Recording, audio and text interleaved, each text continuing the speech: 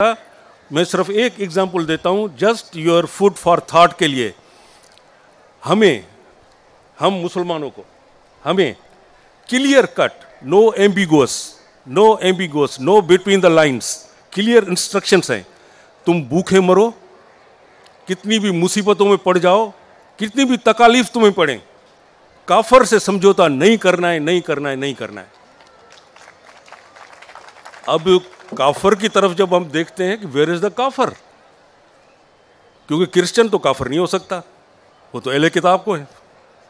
हिंदू काफिर नहीं हो सकता, वो आप उनको ज़्यादा से ज़्यादा मुशरिक कह सकते हैं कि उनके दूसरे खुदा हैं, मानते हैं किसी न किसी को।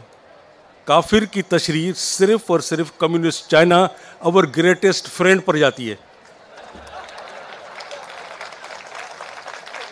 जिसने पाकिस्तान का हर हाल में साथ दिया और Pakistan is always looked at them.